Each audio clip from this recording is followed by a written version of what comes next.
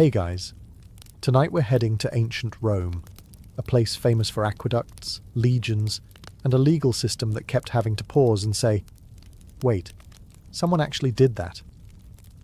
So before you get comfortable, take a moment, like the video and subscribe, but only if you genuinely enjoy what I do here. And let me know in the comments where you're tuning in from and what time it is for you.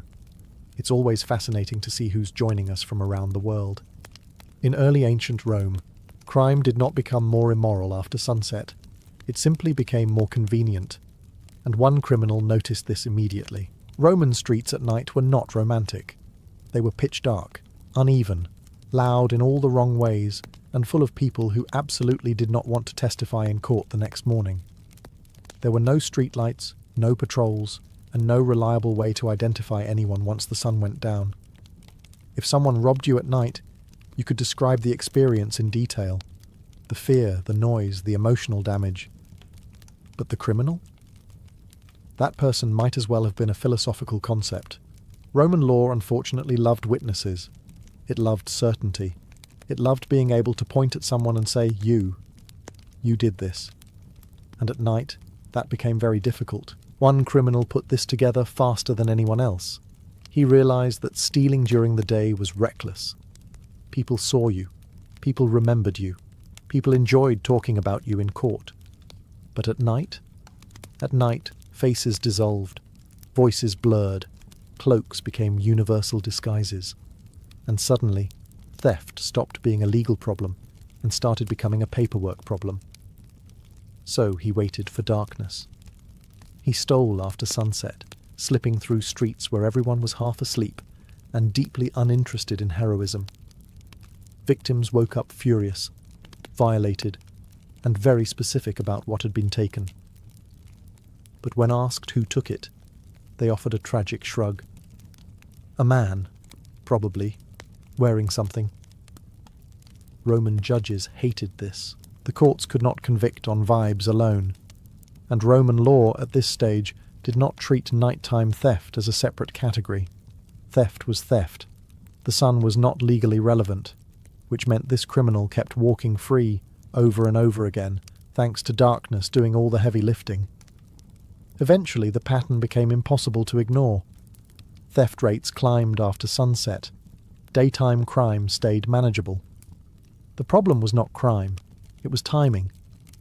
Rome realized with growing irritation that the night itself had become a legal loophole, and Rome does not tolerate loopholes. So lawmakers did what Rome always did when outplayed. They changed the rules. They created harsher penalties specifically for theft committed at night. If you were caught with stolen goods taken after sunset, intent was assumed. Darkness itself became suspicious. Night was no longer neutral. It was basically an accomplice. This law did not exist because stealing was worse at night. It existed because one criminal figured out the courts went blind after dinner. And from that moment on, Roman law began a long tradition of chasing clever people who kept saying the most dangerous sentence in legal history. Technically, I didn't break the law. Rome replied by writing another one. After nighttime theft, Roman lawmakers believed they had restored order. They were wrong. Because while they were busy congratulating themselves, another criminal looked up, literally, and realized Rome had forgotten to regulate gravity. In ancient Rome, multi-story apartment buildings known as insulae lined the streets. People lived stacked on top of each other like anxious bread loaves. And from those upper floors, one clever individual discovered a fascinating truth. If you dropped something on someone from above, you hadn't technically assaulted them. At least, not yet. Roman law was very clear about direct violence. Punching someone? Illegal. Stabbing someone? Extremely illegal. But dropping a chamber pot, roof tile, or suspiciously heavy object from a window? That wasn't clearly defined. After all, you hadn't touched the victim. You had merely released an object and allowed fate to handle the rest. This criminal weaponized accidents. He leaned out of windows and balconies and let gravity do the work. Sometimes it was garbage. Sometimes it was construction debris. Sometimes it was whatever happened to be nearby and unpleasantly solid. Pedestrians were injured, goods were damaged, dignity was destroyed. And yet, when brought before a magistrate, the defence was beautifully simple. I dropped it. No intent, no target, just clumsiness. And Roman courts, bound by definitions, struggled. Was it violence? Was it negligence? Or was it just an unfortunate encounter between a Roman citizen and physics? Victims complained constantly. Walking through Rome became a trust exercise. You didn't just watch where you stepped, you watched the sky. Being struck by falling objects became common enough that people began hugging walls or sprinting through narrow streets like participants in an involuntary obstacle course. Eventually, lawmakers noticed something troubling. The same individual appeared repeatedly in complaints, always nearby, always accidentally present, always innocent in court. Rome had a problem. One person had turned architecture into a legal loophole. So Rome responded with a new law. Anyone who threw or dropped objects from a building that injured someone was liable, regardless of intent. It no longer mattered if it was deliberate, careless, or claimed to be accidental. The object fell. Someone suffered. You paid. This law wasn't about safety. It was about humiliation.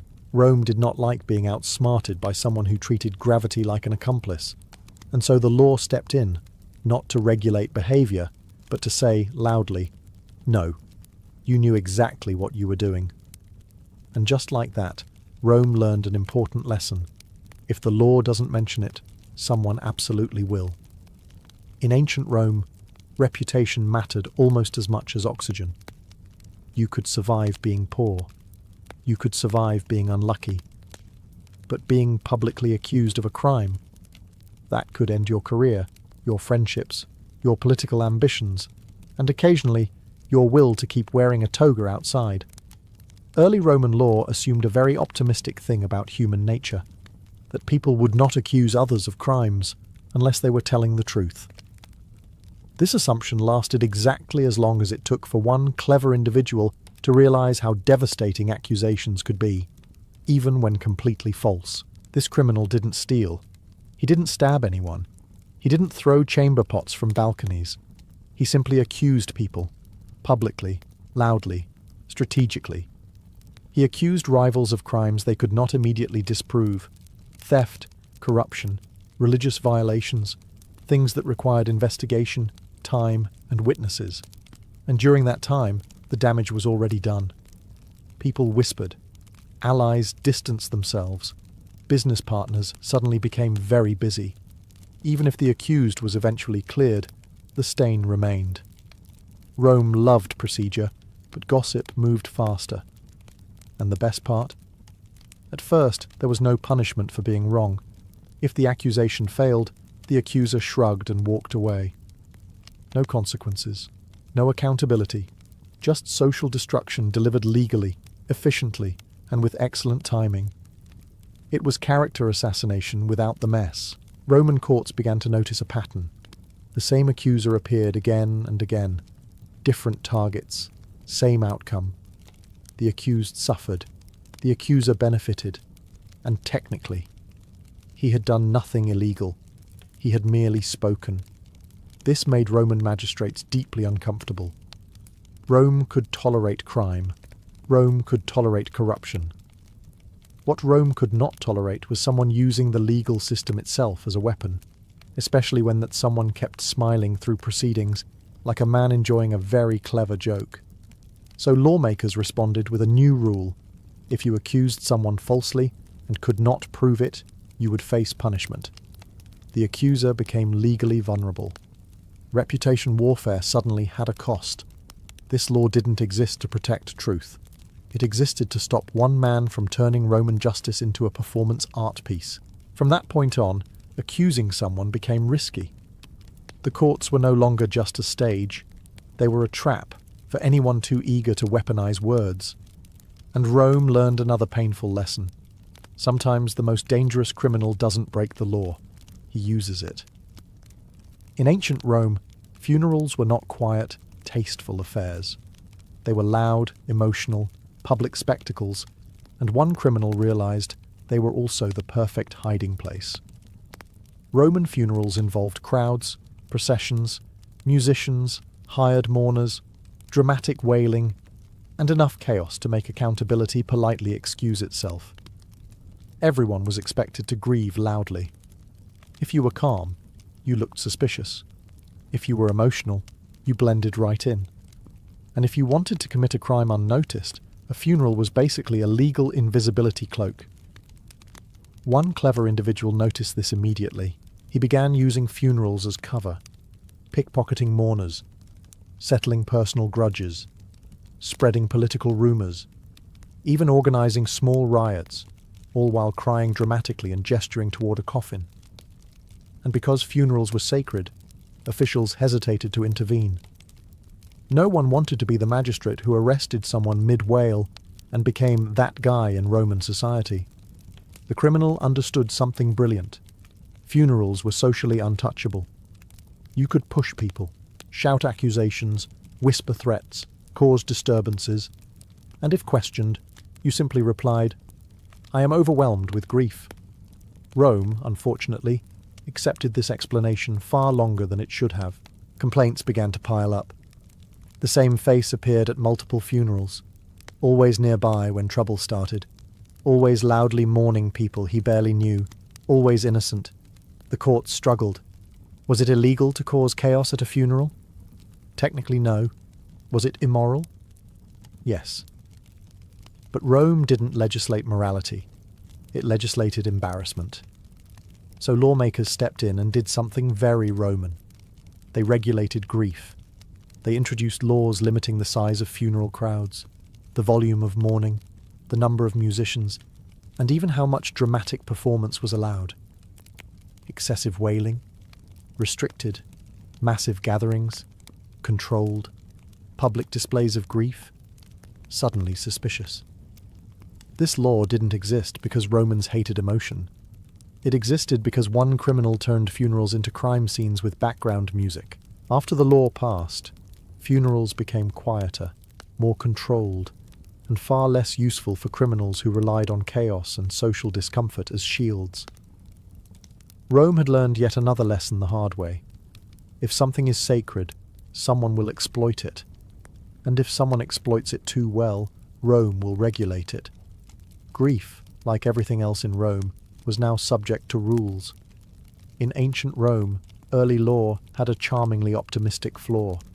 It punished using poison, but didn't clearly punish having it. And one criminal looked at that gap and thought, that seems like a personal invitation. At first, poison laws were simple. If you poisoned someone, you were punished. Reasonable. Sensible. Very Roman. But lawmakers hadn't considered the uncomfortable middle ground. The phase where someone is walking around with poison, explaining that they have absolutely no plans, and asking why everyone looks so nervous.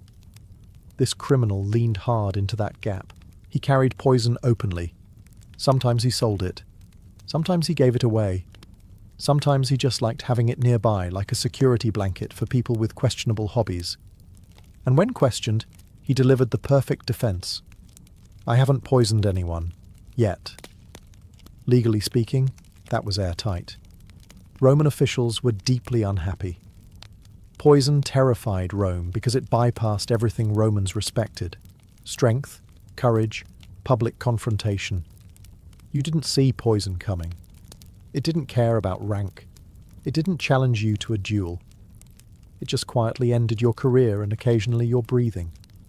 The idea that someone could legally possess it unsettled everyone with influence, which was exactly the right people to unsettle.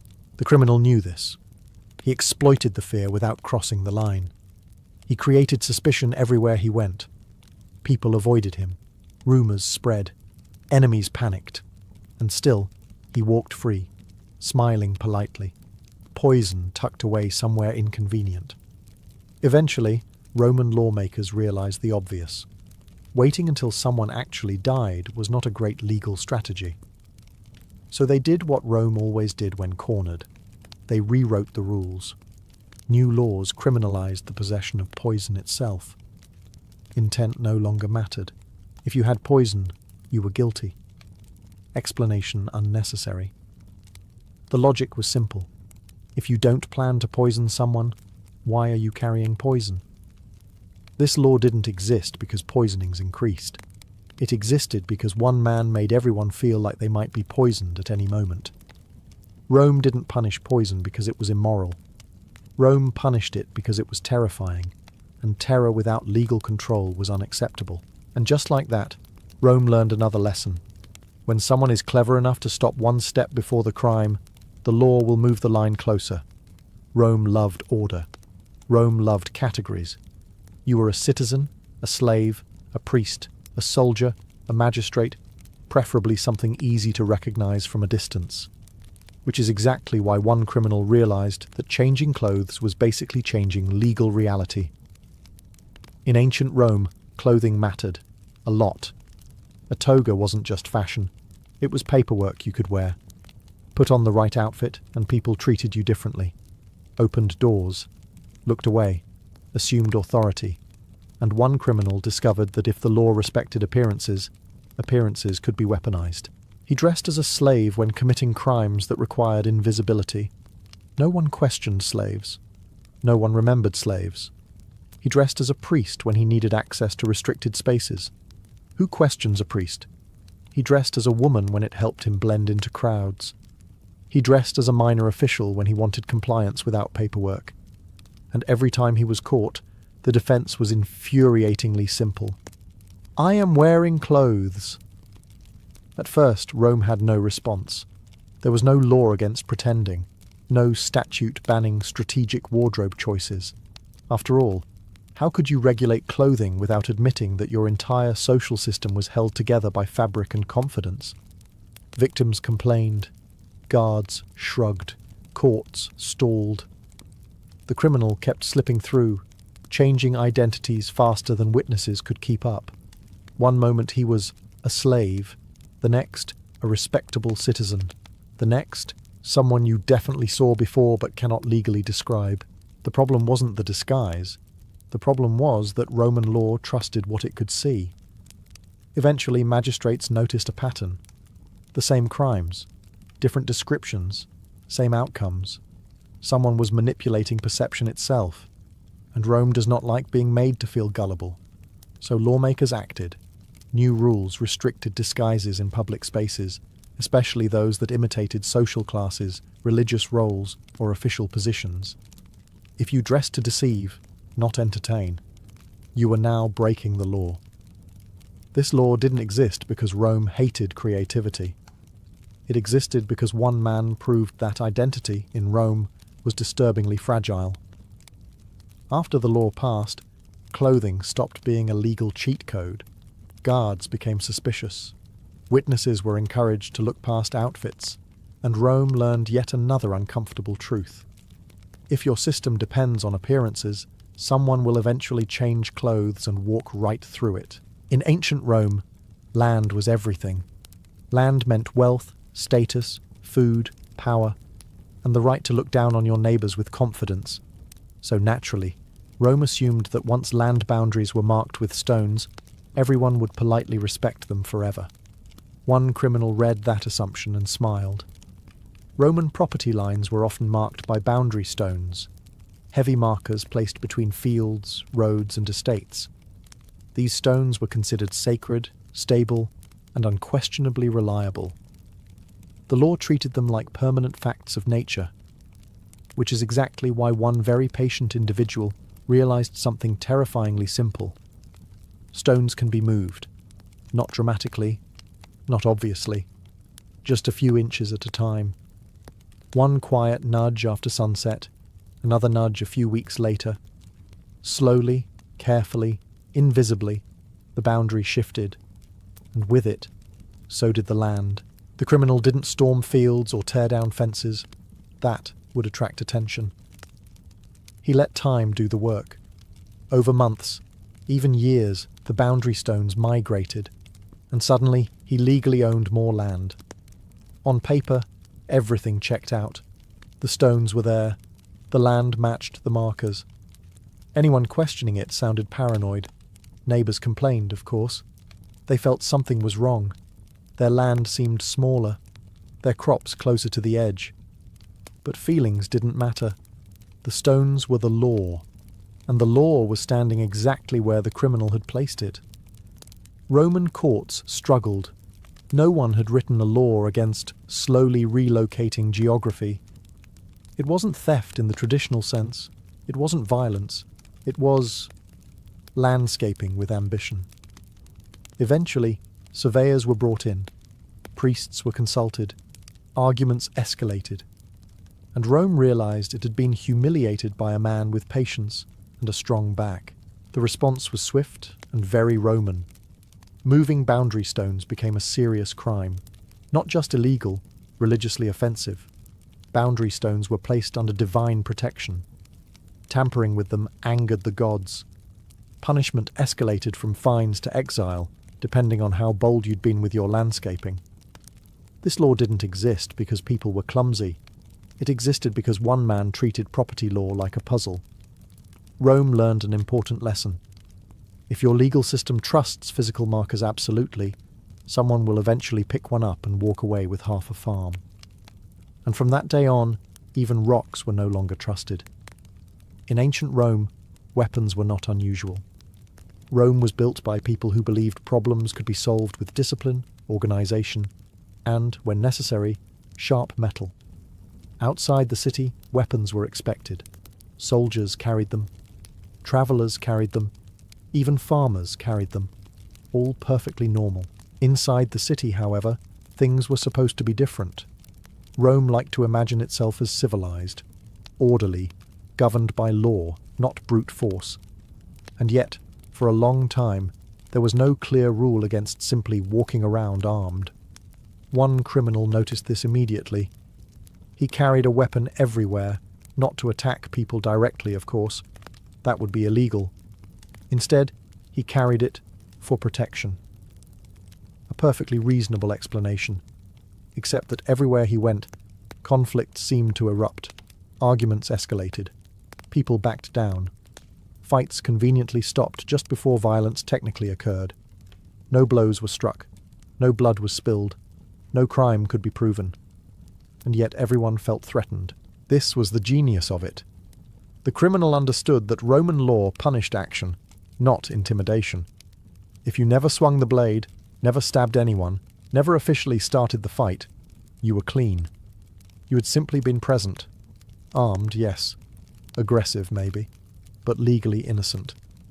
Victims complained that they felt coerced. Officials asked whether the weapon had been used. When the answer was no, the case collapsed.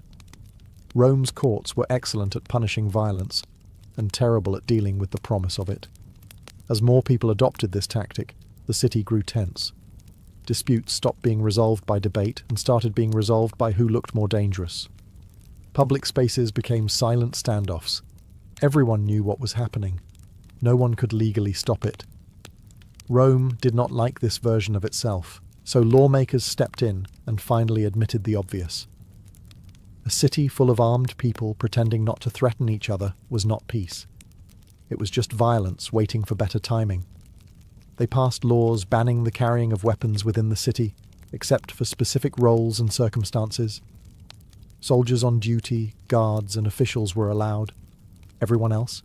No swords, no daggers, no purely decorative blades that just happened to be sharpened. This law didn't exist because violence increased. It existed because one criminal proved you could dominate public life without ever breaking the law. Rome learned something uncomfortable. Sometimes the most dangerous act is not the strike, it's the implication.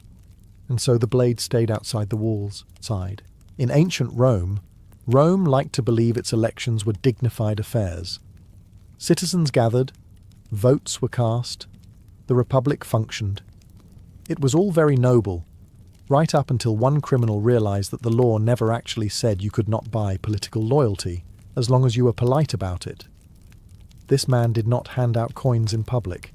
That would look suspicious, vulgar, illegal adjacent. Instead, he offered gifts, invitations, favours, a nice dinner, a jug of good wine, perhaps a small token of appreciation for someone's civic enthusiasm. Nothing explicit, nothing written, just generosity. And generosity, inconveniently, was legal. Voters showed up well-fed, slightly tipsy, and deeply grateful.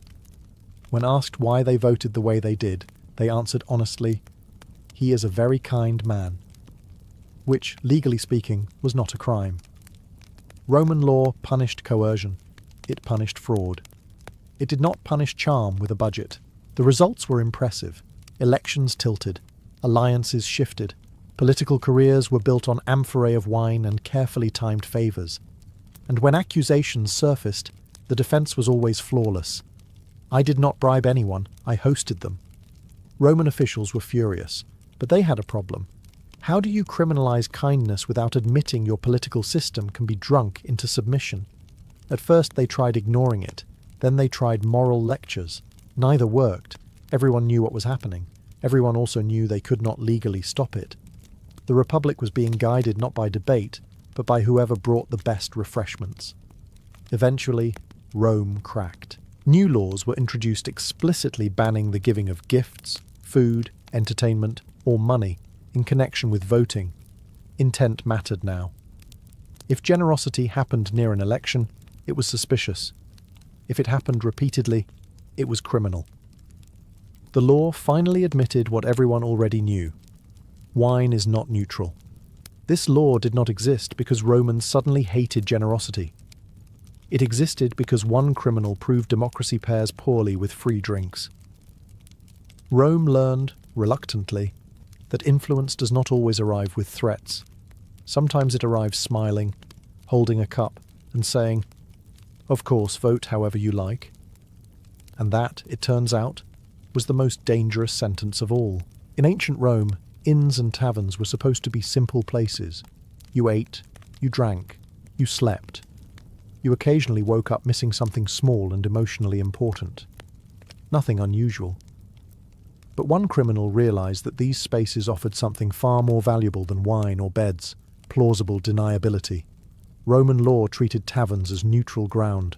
People came and went. Strangers mixed freely. Conversations overlapped. Noise covered everything. If something went wrong, it was very hard to say who did what, or whether anyone did anything at all. And one particularly enterprising individual saw opportunity written all over the wine-stained floor. He began using inns as operational headquarters. Thefts were planned there. Deals were made there. Stolen goods were passed quietly from table to table under the polite cover of drunken storytelling. Victims later reported losses, but the response was always the same. "Do you know who took it?" And the answer, predictably, was no. Everyone in the tavern looked equally suspicious, or equally innocent, or equally asleep. Better yet, when questioned, the innkeeper could honestly say, "I provide rooms, I provide food, I do not monitor crimes." Which was technically true. Soon the same pattern emerged across the city. Wherever this criminal frequented, complaints followed. Missing purses, altered contracts, sudden arguments that somehow ended in someone else's financial ruin. Always inside taverns, always surrounded by witnesses who saw nothing useful. Rome hated this, because inns weren't criminals, they were infrastructure, and yet they had become safe houses without trying. The law had accidentally created crime zones, where responsibility dissolved into background noise, so lawmakers intervened. New regulations made innkeepers legally responsible for what happened under their roofs. Theft inside an inn now triggered penalties for the owner. Suspicious activity had to be reported. Guests had to be registered. Taverns became accountable, not just hospitable. This law didn't exist because Rome disliked wine. It existed because one criminal turned hospitality into camouflage. Afterward, inns became quieter, less chaotic, less useful to criminals who relied on crowds and confusion. And Rome learned yet another lesson it kept learning the hard way. If you give people a place where no one is responsible, someone will use it to make sure nothing is traceable. And just like that, even drinking establishments became part of the legal battlefield. In ancient Rome, slavery was legal, regulated, and horrifyingly normal. Which meant Roman law spent an impressive amount of time defining who was enslavable, and shockingly little time defining what happened when someone temporarily borrowed a free person. One criminal noticed this gap and stepped directly into it. He didn't kidnap people forever. That would be obvious, illegal, difficult to defend. Instead, he kidnapped people briefly, just long enough to extract labor, information, favors, or money. Then he released them. No sale, no chains, no permanent ownership, just a very unpleasant weekend. And when dragged before a magistrate, his defense was flawless in its audacity. I did not enslave anyone. I returned them. Roman law blinked. At the time, kidnapping laws were vague, heavily tied to slavery definitions. If someone was not sold, branded, or permanently restrained, the crime became fuzzy. The criminal argued that he had merely detained people, temporarily inconvenienced them, provided an unforgettable experience. Victims were furious. Officials were confused. Lawyers began sweating. This man understood something deeply Roman law had not yet admitted. Temporary control was still control, but the law had no language for it. If you didn't permanently remove someone's freedom, had you actually violated it? The criminal kept pushing this logic. He abducted merchants, travellers, and even low-status citizens, knowing they'd be too embarrassed or powerless to pursue charges. After all, explaining that you were kidnapped but then politely released did not sound heroic. It sounded awkward. Rome could not allow this. Not because Romans suddenly cared about personal liberty, let's be honest, but because free citizens were supposed to be protected assets of the state.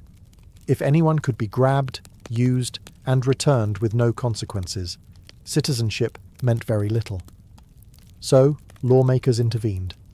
New laws clarified that any forced detention of a free citizen, regardless of duration or outcome, was a crime. Intent no longer mattered. Release did not absolve guilt. Temporary kidnapping was now just kidnapping. This law didn't exist because people vanished. It existed because one criminal proved you could steal a person, return them, and still benefit. Rome learned yet another lesson it kept learning too late. Freedom isn't about duration, it's about consent. And just like that, borrowing people became illegal. In ancient Rome, authority was not enforced by badges, uniforms, or photo identification. Authority was enforced by posture, vocabulary, and the unshakable confidence of someone who looked like they knew what they were doing. And one criminal realized that this system was basically begging to be exploited. He didn't forge documents. That would be risky. He didn't claim high office. That would attract attention. Instead, he impersonated minor officials, the administrative middle class of Rome. Tax collectors, clerks, inspectors, the kind of people everyone assumed existed, but no one bothered to verify.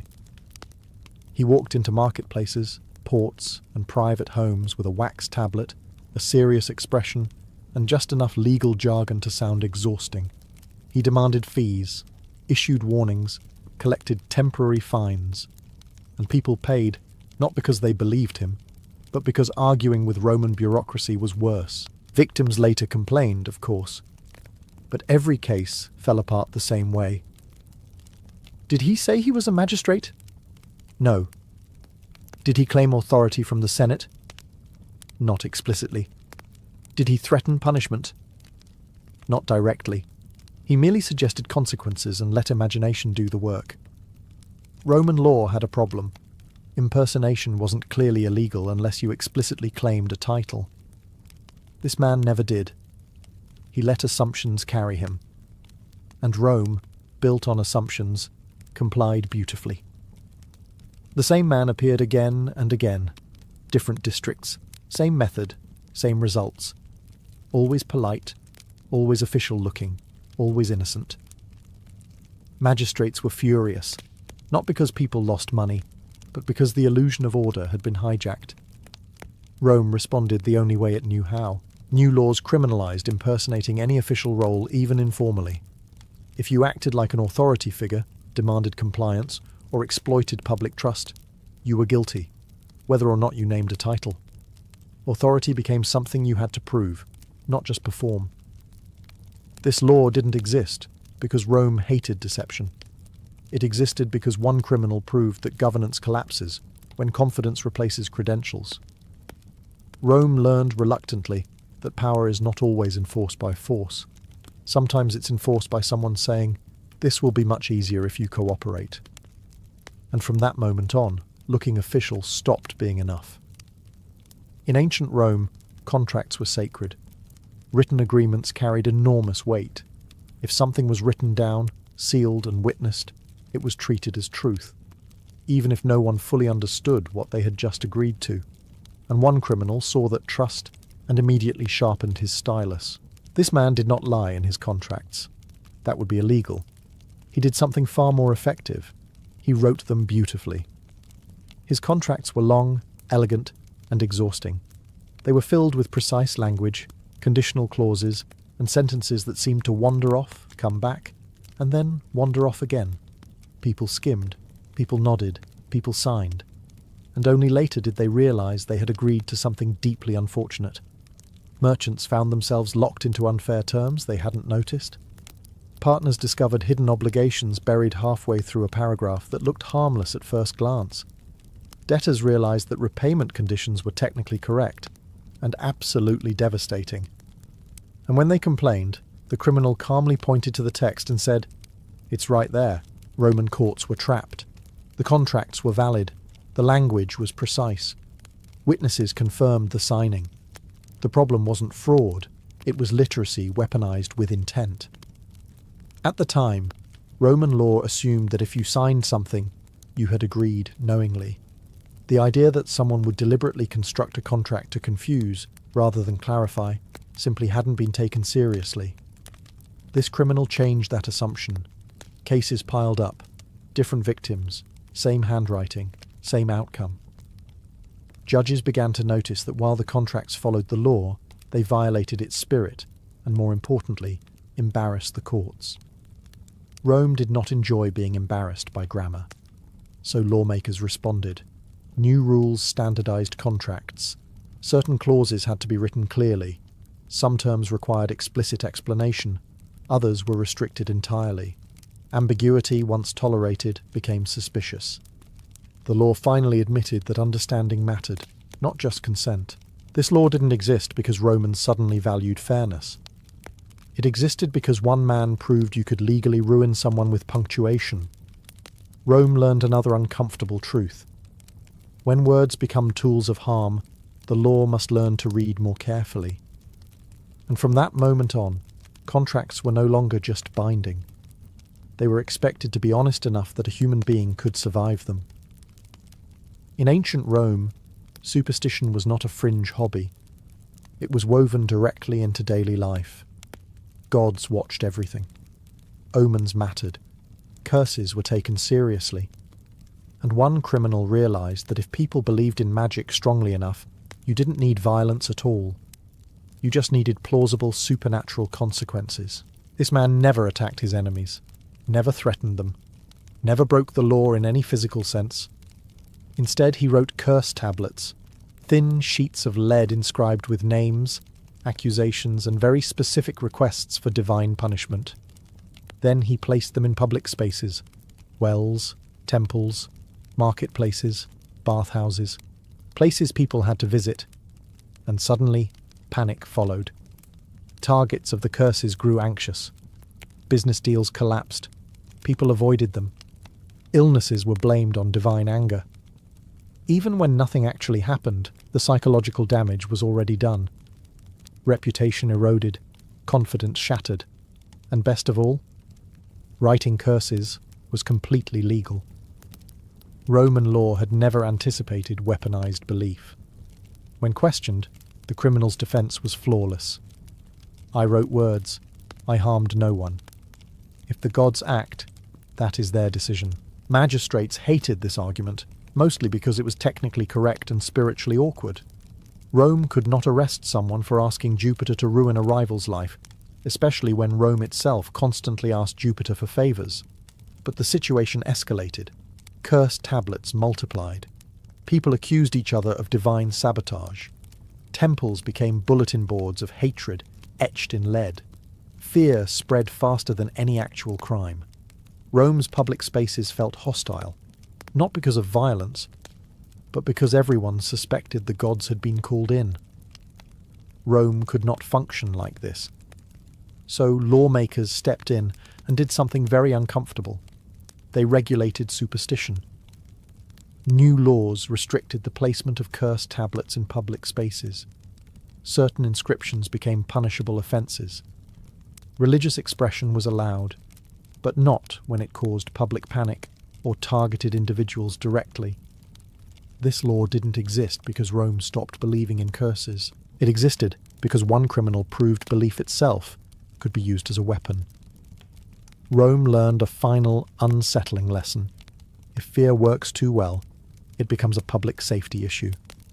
And just like that, even the gods were told to mind their paperwork. By now, a pattern should feel uncomfortably obvious. Roman law did not grow from wisdom. It grew from panic.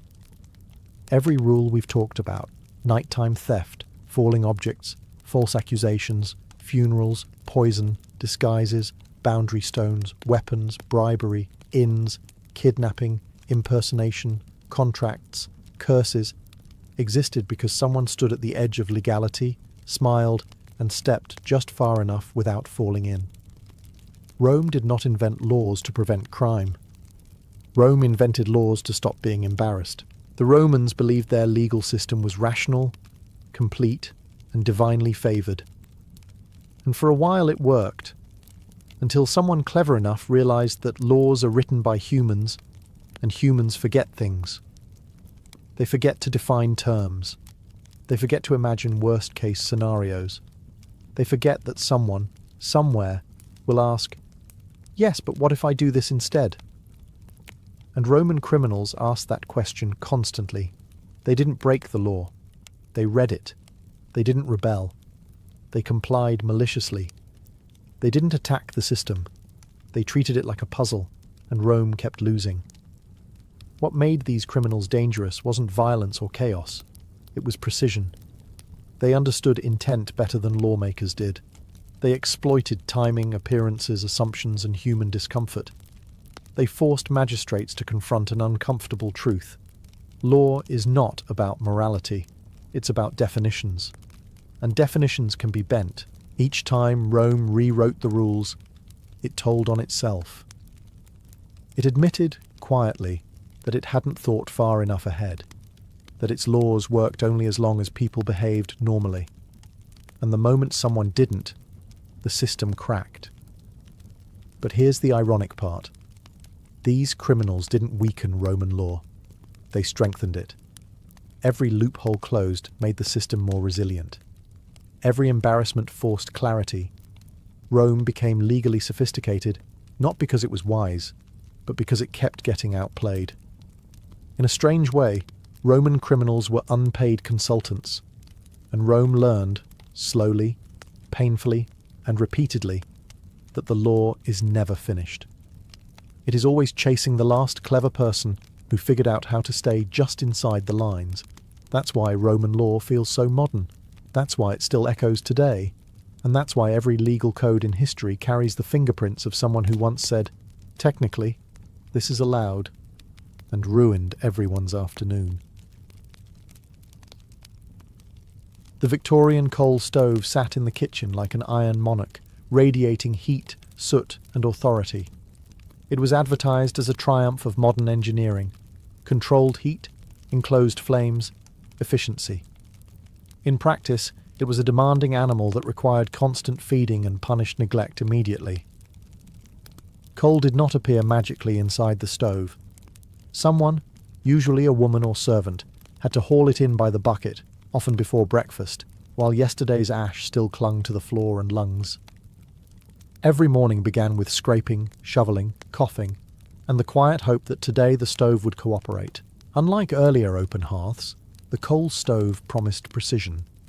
Victorian manuals spoke confidently about roasting, simmering, and baking with scientific certainty.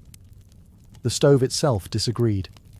Heat varied wildly depending on coal quality, humidity, chimney mood, and how aggressively the fire had been poked. Too much coal turned the oven into a crematorium. Too little meant raw bread and shame. There were no temperature gauges, only instinct, superstition, and burned fingertips.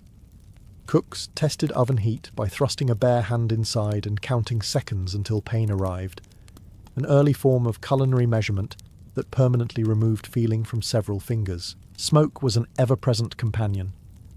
Chimneys clogged, downdrafts occurred, and on bad days the kitchen filled with thick grey haze. Eyes watered, lungs protested. Meat absorbed the aroma whether it wanted to or not. Everything smelled faintly of coal, including the cook. Windows were opened even in winter, because suffocation was considered worse than frostbite.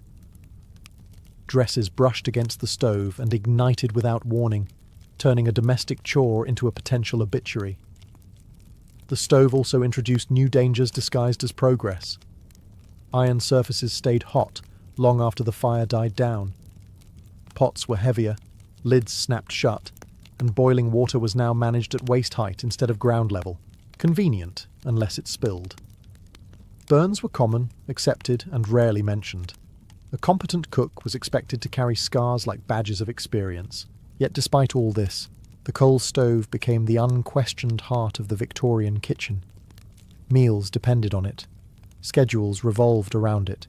When it failed, everything failed with it. The stove was not merely a tool. It was a daily negotiation with heat, smoke, and exhaustion, conducted long before anyone thought cooking should be comfortable. Before refrigeration entered the Victorian imagination, food safety relied heavily on hope, airflow, and a wooden box with wire mesh sides known as the meat safe. These cabinets were meant to keep meat edible for as long as possible while discouraging flies, cats, rats, and curious children.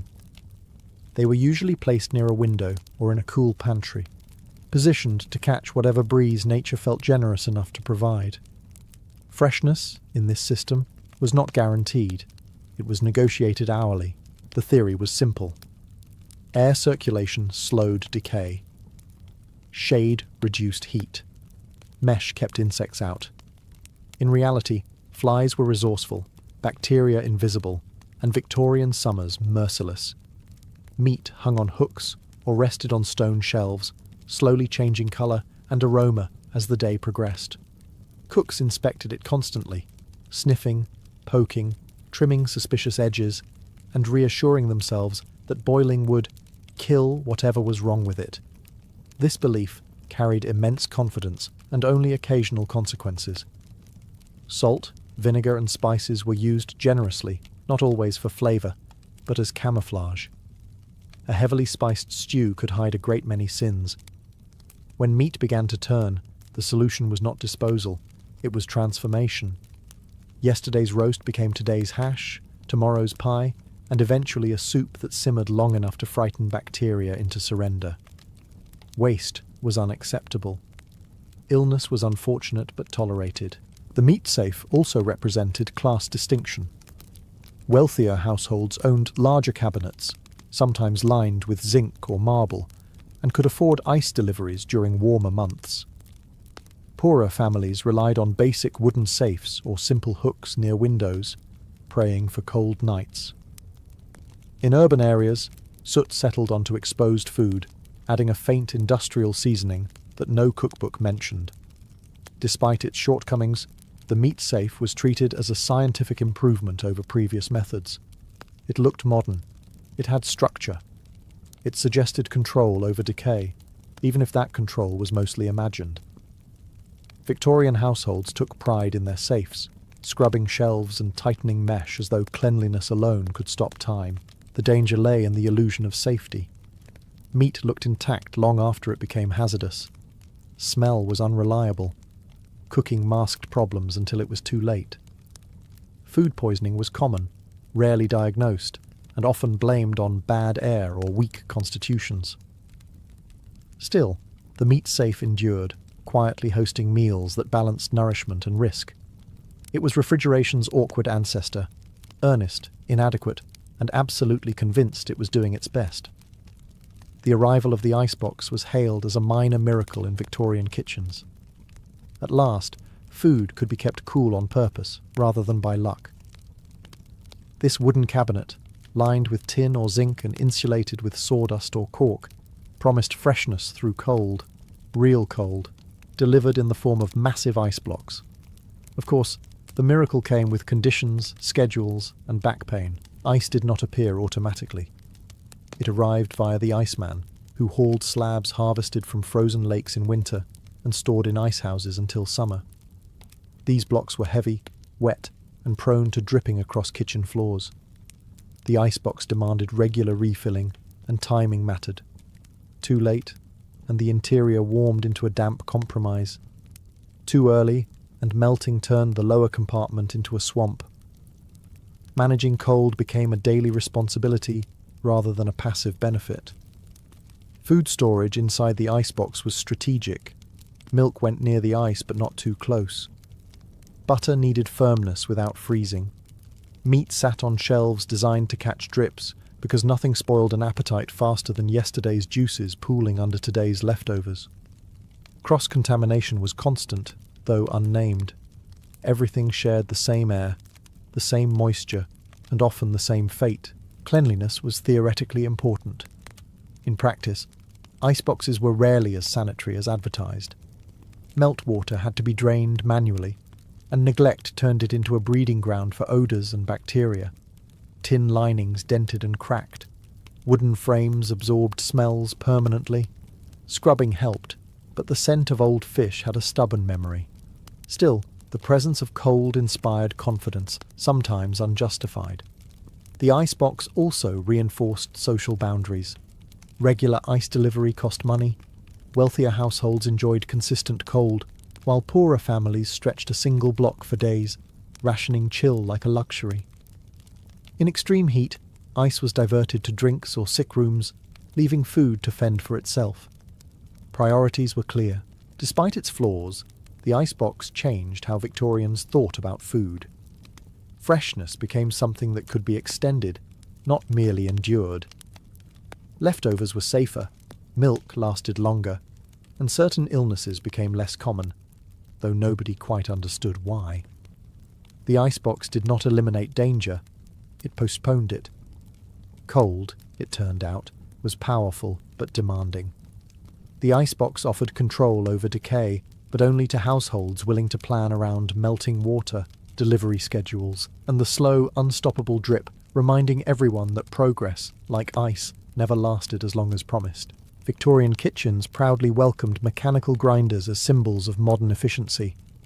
These hand-cranked devices promised to save time, standardise food, and reduce the sheer physical punishment of preparation. Meat grinders, spice mills, and mincers appeared in catalogues with confident illustrations of calm women turning handles effortlessly. Reality involved far more resistance, sweat, and occasional blood. The grinder was usually bolted to a table edge with a heavy clamp, transforming furniture into industrial equipment. Meat had to be trimmed carefully because sinew jammed gears without mercy. When the handle stopped moving, it did not pause politely. It fought back. Cooks leaned into the crank with their full weight, developing forearms that would have impressed a dock worker. Children were sometimes enlisted to turn the handle, their small arms perfectly sized for repetitive labour. Cleaning the grinder was an ordeal no one enjoyed. Bits of meat lodged deep inside threaded chambers, refusing to dislodge without tools, boiling water, or language not suitable for polite company. If not cleaned thoroughly, yesterday's residue became today's flavour. Rust formed quickly, especially in humid kitchens, turning shiny progress into orange decay. Many households accepted this as normal. Mechanical grinders also introduced new risks. Fingers slipped, sleeves caught, hair brushed too close to exposed gears. Minor injuries were common and rarely documented. Manuals warned vaguely about caution, while assuming the user possessed unlimited attentiveness. The grinder did not stop for pain. It simply continued its task. Yet these machines changed Victorian cooking profoundly. Minced meat enabled new dishes, sausages, meatballs, rissoles, stretching smaller portions to feed larger families. Tough cuts became manageable. Spices could be freshly ground, enhancing flavor and masking less than fresh ingredients. Uniform texture became fashionable, associated with refinement and control. There was also a psychological shift. Grinding turned food into something processed, no longer recognizably animal. This distance made meat more acceptable to increasingly urban households uncomfortable with slaughter. Machinery stood between the cook and the creature, which was considered progress of the highest order. Despite the labor and danger, grinders stayed. They represented effort directed toward efficiency, pain justified by output. Victorian kitchens were not becoming gentler. They were becoming busier, louder, and more mechanical. The grinder was not a convenience. It was a small factory installed at the table, reminding cooks that modern meals were built one crank, one sore wrist, and occasionally one bandaged finger at a time. As gas lines crept into Victorian cities, kitchens gained a new and unsettling innovation. Gas-powered light and eventually gas cooking. Compared to coal, gas was clean, fast, and modern. It required no hauling, no ash removal, and far less patience. Turn a valve, strike a match, and fire appeared obediently. For a society obsessed with progress, this felt revolutionary. It was also quietly dangerous. Gas stoves heated instantly, which thrilled cooks accustomed to waiting for coal fires to behave. Sauces could be adjusted mid-cook. Water boiled on demand. Kitchens became brighter, especially at night, extending working hours without reliance on candles or oil lamps. Productivity soared. So did exhaustion. The kitchen, once bound to daylight, now operated whenever needed, whether the cook liked it or not. The danger lay in what could not be seen. Gas leaks were common, often caused by faulty pipes, loose fittings, or valves left slightly open. The smell was not always strong enough to warn of accumulation, and ventilation was poor. Kitchens filled with fumes that caused headaches, dizziness, and nausea, symptoms blamed on fatigue rather than poisoning. Carbon monoxide had no name yet, only consequences. Explosions were rare but memorable. Newspapers reported kitchens blown apart by a single spark, turning meals into rubble. More often, the damage was slow and internal. Prolonged exposure weakened health, especially among servants who spent long hours near burners. Gas was praised as clean because it left no soot, ignoring the invisible residue it left in lungs. Gas also introduced a new relationship with fire. Coal fires burned steadily, visibly. Gas flames were quiet, almost polite, flickering blue with deceptive calm. This encouraged complacency. Pots boiled over, flames extinguished silently, and gas continued flowing. Many households learned safety only after near disasters. Despite the risks, gas spread rapidly. It symbolized urban sophistication and scientific mastery. Manuals offered advice, mostly optimistic, assuring readers that proper use eliminated danger. Proper use, unfortunately, depended on infrastructure still learning how not to kill people. In Victorian kitchens, gas represented the future arriving before safety caught up. It made cooking faster, kitchens brighter, and meals more controllable. It also introduced a threat that could not be swept away or smelled reliably. Progress, once again, came wrapped in convenience and risk, with cooks breathing deeply and hoping the invisible would remain harmless long enough to finish dinner. Victorian kitchens increasingly embraced water as a controlled force, not just a necessity hauled in buckets. Indoor plumbing, where available, transformed cooking by introducing taps, drains, and a new relationship with cleanliness. Water could now be summoned rather than fetched, boiled rather than conserved, and discarded without ceremony. This felt modern. It was also exhausting in new ways. Running water encouraged frequent washing of hands, tools, vegetables, and surfaces. Victorian manuals praised cleanliness as moral virtue and scientific necessity, even as germ theory remained only partially understood. Kitchens became wetter places. Floors stayed damp. Steam lingered in the air. Combined with coal or gas heat, this created a stifling environment where cooks worked in constant humidity, sweat mixing freely with soap and scalding water. Steam became both tool and hazard. Boiling pots released clouds that fogged windows and lungs alike. Lids slipped. Kettles screamed. Scalds were common and expected. Burns from hot water were considered less dramatic than fire burns, which did nothing to reduce their severity. Water was safer, they believed, because it was familiar. Plumbing also introduced hidden problems. Pipes froze in winter, burst without warning, or leaked slowly into walls and floors. Contaminated water supplies caused illness that appeared unrelated to the kitchen, confusing households who believed cleanliness alone guaranteed safety. Cooks were blamed for outcomes they could not control. New technologies accompanied water's rise. Steamers, double boilers, and water baths promised gentle cooking and nutritional preservation. These methods required constant attention and precision. Timing mattered. Water levels had to be maintained. Neglect resulted in scorched pots or evaporated baths that defeated the purpose entirely. Cooking became a technical skill demanding vigilance rather than intuition. The presence of water also reshaped kitchen layouts. Sinks became central fixtures. Workflows changed. Efficiency improved for those trained to manage it, while others found themselves overwhelmed by maintenance. More tools meant more cleaning. More cleaning meant more labour, often performed late into the night. Victorian kitchens, in embracing water and steam, moved closer to modern culinary science. Food was boiled, blanched, and sterilised with increasing confidence. Yet the promise of safety often outpaced understanding. Water could cleanse or contaminate, nourish or scald. The kitchen became a laboratory without safeguards, where progress flowed freely from the tap, soaking floors, lungs, and lives alike. As Victorian kitchens filled with new tools and technologies, storage became a science of survival. Shelves, drawers, and cupboards multiplied, each assigned a specific role in the fight against rot, insects, and disorder. Nothing could simply be left out. Everything needed a place, preferably one that delayed decay long enough to make the effort worthwhile. Pantries were carefully positioned on the coolest side of the house, away from direct sunlight. Shelving was often stone or marble, believed to discourage pests and absorb cold.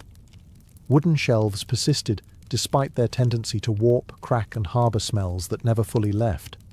Flour absorbed dampness, sugar hardened into bricks. Tea took on the personality of whatever lived nearby. Storage was less about preservation and more about managing inevitable decline. Containers grew more specialised. Tin boxes for dry goods, glass jars for preserves, ceramic crocks for fats and pickles. Each came with rules. Tin rusted, glass shattered, ceramic chipped. Labels were handwritten, optimistic, and frequently wrong. Households relied on memory to track age, freshness, and risk. Mistakes were common. Rodents treated storage as an invitation.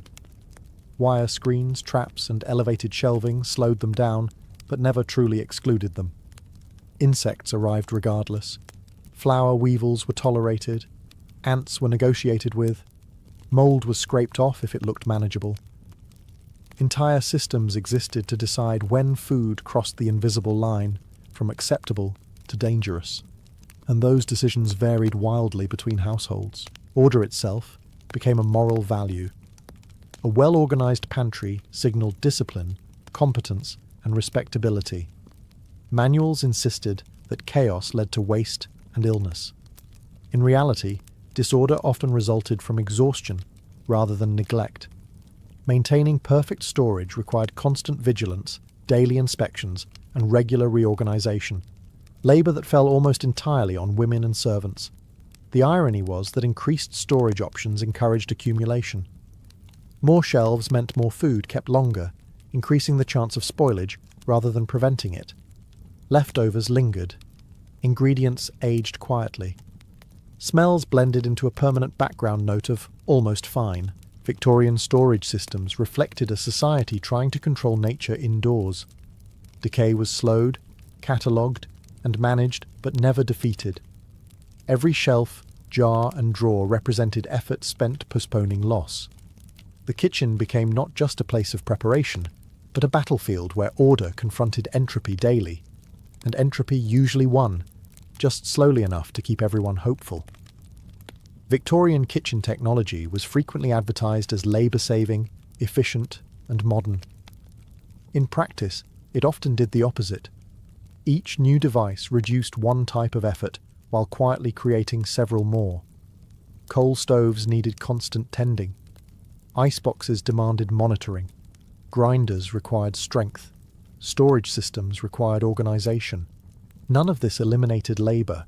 It redistributed it, expanded it, and hid it behind polished metal and instruction manuals. Middle and upper-class households relied heavily on servants to operate this machinery of progress. Cooks, scullery maids, and kitchen maids formed a hierarchy built around exhaustion. The cook managed timing and technique. The scullery maid handled washing, scrubbing, and ash removal. The kitchen maid fetched water, cleaned surfaces, and absorbed overflow tasks. Technology increased specialization, not leisure. For households without servants, the burden was worse. Middle-class women were expected to master complex systems alone, performing skilled labor while maintaining the illusion of domestic ease. Instruction manuals promised order and control but rarely acknowledged fatigue. Efficiency assumed endless energy and flawless attention. Working conditions were harsh. Kitchens were hot, smoky, damp, and loud. Long hours bent over sinks or stoves took a physical toll. Burns, cuts, respiratory issues, and chronic pain were accepted as part of competence. Complaints were framed as weakness. Success meant keeping everything running without incident day after day. The myth of efficiency served social comfort. Technology allowed households to feel progressive without confronting the human cost behind meals. Well-prepared food became proof that systems were working, even if the people operating them were not. The kitchen ran smoothly, therefore all was well. Ironically, increased complexity reduced resilience. When a device failed, chaos followed.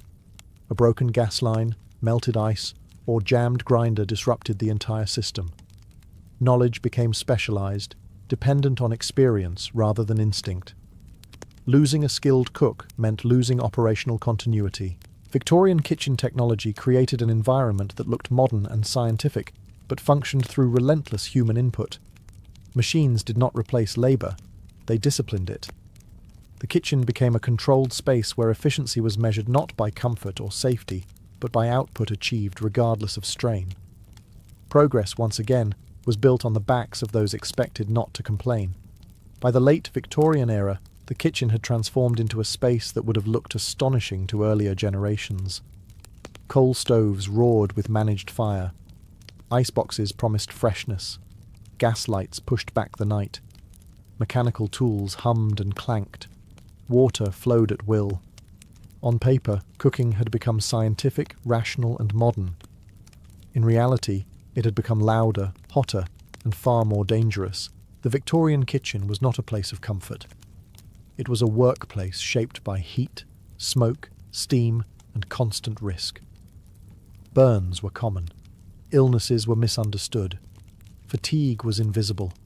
Technology made meals more reliable, but the process more punishing. Each innovation solved one problem while introducing two more. Cleanliness improved, but contamination became subtle. Fire was controlled, but explosions occurred. Cold preserved food, but only temporarily. Yet these kitchens mattered deeply. They laid the groundwork for everything that followed. Modern appliances evolved directly from Victorian struggles, thermostats replacing guesswork, refrigeration eliminating rot, electric motors removing muscle from the equation. The suffering embedded in early technology taught designers what not to repeat. Victorian cooks did not see themselves as pioneers. They were simply trying to get dinner on the table without disaster. Their scars, routines, and improvisations quietly shaped culinary modernity. Efficiency was learned through failure. Safety was learned through loss. Comfort came last. What survives today is the myth that progress made cooking easier overnight. The truth is slower and messier. Victorian kitchen technology dragged domestic life into the industrial age, one coal shovel, ice block, and aching wrist at a time. It promised control over nature and partially delivered at a cost paid in smoke-filled lungs and burned hands. The modern kitchen owes its calm hum and predictable warmth to a century of trial by fire. Victorian kitchens were the testing ground, exhausting, hazardous, and relentless. Progress was not gentle. It was earned the hard way, and every quiet modern meal carries the echo of that clatter, heat, and unspoken endurance. When Alexander first stepped into the Persian heartland, he did so wearing the visual language of a Macedonian king: practical boots, a short cloak, and the air of a man who slept near his soldiers. Macedonian royalty prided itself on toughness. Kings drank the same wine as their men, fought in the front ranks, and avoided anything that smelled too much like luxury. Excess, in Macedonian eyes, was a Persian weakness, a softening agent that explained why the empire had fallen so quickly. Persia immediately challenged that belief. The palaces Alexander entered were not merely large, they were theatrical. Columns rose like forests of stone. Walls glittered with gold leaf. Floors were polished to mirror brightness. Servants moved silently, trained to anticipate needs before they were spoken. Clothing shimmered. Scents hung in the air. Incense, oils, perfumes unknown in the Macedonian camps.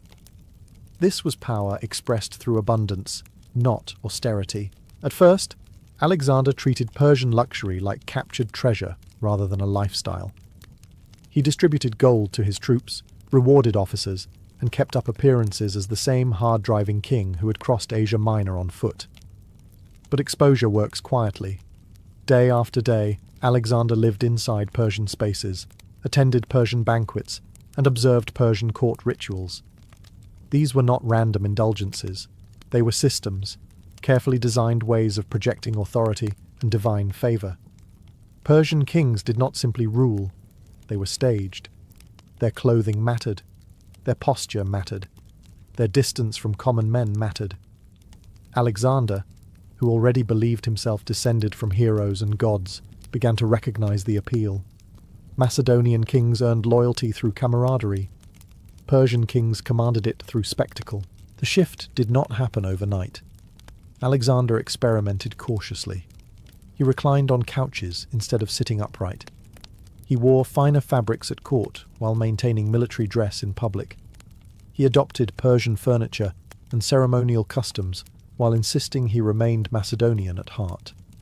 Each choice was small, defensible, and incremental. To Alexander, this was adaptation, not betrayal. He believed conquest required understanding the conquered. To rule Persia, one had to look like a Persian king. Power, after all, depended as much on perception as on force. To his Macedonian companions, however, something unsettling had begun. Their king still fought bravely and led campaigns, but he was also learning to enjoy silk, ceremony, and distance. The man who mocked Persian excess was now standing inside it, measuring himself against it, and slowly, almost imperceptibly, deciding that it suited him. The first visible sign that Alexander was changing did not come from laws or proclamations, but from clothing. Persian garments were not simply decorative, they were political tools. Silk robes, embroidered tunics, and layered fabrics communicated status instantly. A man's position could be read before he spoke. Macedonian dress, by contrast, emphasized equality among warriors. You dressed like your companions because you were supposed to bleed beside them.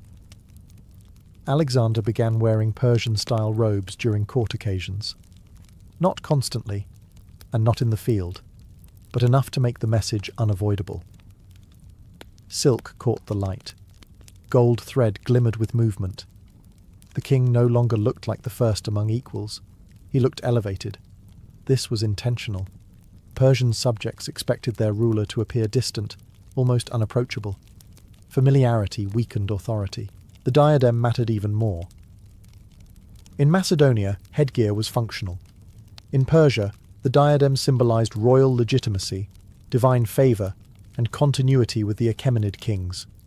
When Alexander placed it on his head, he was not playing dress-up. He was claiming inheritance. He was telling Persian elites that the empire had not ended. It had simply changed hands. To Macedonian eyes, this was alarming. The diadem looked suspiciously like a crown, and crowns implied separation. Alexander had grown up sharing meals, stories, and dangers with his companions. Now he was dressing like the very kings they had been taught to despise. Some interpreted this as arrogance. Others saw it as weakness, the conqueror seduced by the conquered. Alexander saw something else entirely. He understood that empires survive by symbols as much as swords. Persian officials, administrators, and nobles recognized legitimacy through appearance. Without it, resistance simmered quietly. By adopting Persian dress, Alexander believed he was stabilizing his rule, reducing rebellion and signaling continuity rather than rupture. The problem was that symbols speak to multiple audiences at once. What reassured Persians unsettled Macedonians. Clothing became a battlefield. Each robe, each jewel, each ceremonial gesture widened the psychological distance between Alexander and the men who had followed him since youth. Alexander did not abandon Macedonian customs. He compartmentalized them. Military life remained rough and familiar. Court life became increasingly Persian. He believed he could inhabit both worlds without conflict. But identity does not like compartments. As silk replaced wool and diadems replaced helmets in certain spaces, the language of power shifted. Alexander was no longer merely conquering Persia. He was learning how to look like its king, and in doing so, redefining what kind of ruler he intended to be. Clothing unsettled the Macedonians, but ceremony nearly broke them. Among the most controversial Persian customs Alexander attempted to introduce was proskinesis, a ritual act of bowing or prostration before the king. In the Persian world, this gesture was not worship. It was hierarchy made visible. Subjects bowed according to rank. Only the gods received full prostration. To Persians, it was polite, expected, and politically neutral. To Macedonians, it was intolerable. Macedonian culture drew a sharp line between gods and men. Kings were powerful, but they were still human. Bowing low before another man implied submission bordering on divinity. The idea of kneeling before Alexander, a companion they had drunk with, fought beside, and occasionally argued with, felt humiliating. Worse, it felt sacrilegious. Alexander did not impose proskinesis immediately or universally. He experimented. Court gatherings became tests. Persian nobles performed the ritual naturally. Macedonians hesitated, froze, or refused outright. The room filled with tension. Alexander watched closely, noting who complied, who resisted, and who laughed nervously as if humour might diffuse the moment. From Alexander's perspective, proskinesis solved a real problem. He now ruled over vast Persian populations who expected visible hierarchy. Macedonian informality confused them. If he rejected Persian ceremony entirely, he risked undermining his authority in the eyes of the very people he needed to govern. The ritual was not about ego. It was about administrative cohesion. But rituals are emotional before they are logical. Macedonian officers saw the move as betrayal. They had followed Alexander as a leader, not a god-king. Introducing proskinesis suggested he no longer viewed them as equals. It suggested that Persian ways were replacing Macedonian values rather than complementing them. Resistance was open and dangerous. Some officers refused publicly. Others complied stiffly, their resentment carefully masked.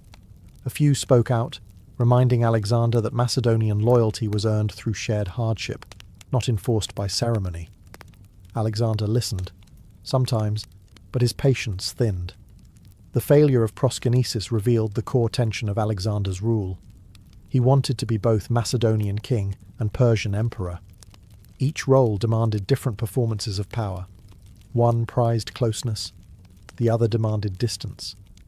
In trying to blend them, Alexander discovered the limits of obedience. His authority could conquer cities, but reshaping identity was harder. Ceremony, he learned, was not a minor detail. It was a fault line, and it ran straight through his empire. If proskynesis strained loyalty in public, Persian banquets tested it in private. Macedonian feasts had always been loud, boisterous, and communal. Men drank heavily, argued freely, and sometimes left with bruises as souvenirs. Persian banquets, by contrast, were performances. Food arrived in endless courses. Wine flowed more delicately, often mixed with perfumes and spices. Musicians, dancers, and servants transformed meals into rituals of abundance. Alexander embraced these banquets with enthusiasm. Reclining on couches, surrounded by gold vessels and silk cushions, he participated fully in Persian court life. To Persians, this was proper behaviour for a king. To Macedonians, it looked like indulgence bordering on decadence. The sensory overload was impossible to ignore. Incense burned constantly, saturating the air. Oils were poured over hands and hair. Clothing absorbed scent, until the king himself carried the aroma of the court. Macedonian soldiers, hardened by campaign life, found this unsettling. Kings, in their worldview, smelled like sweat and iron, not myrrh and cinnamon. These banquets also altered social dynamics. Access to the king became controlled. Invitations mattered. Seating reflected status. Favour was no longer earned solely through bravery or loyalty, but through proximity to court culture. Persian nobles navigated this world effortlessly. Macedonians stumbled, unsure of etiquette, resenting the shift. Alcohol, once a bond between king and men, became a danger. Alexander drank heavily, as he always had, but now within an environment that encouraged excess without restraint. Persian luxury removed the rough edges that had once limited indulgence. Drunken arguments escalated faster. Words spoken in silk halls carried political weight. Criticism grew quietly. Some Macedonians believed luxury was changing Alexander's character. Others feared it signalled moral decay, the classic conqueror's trap undone by comfort.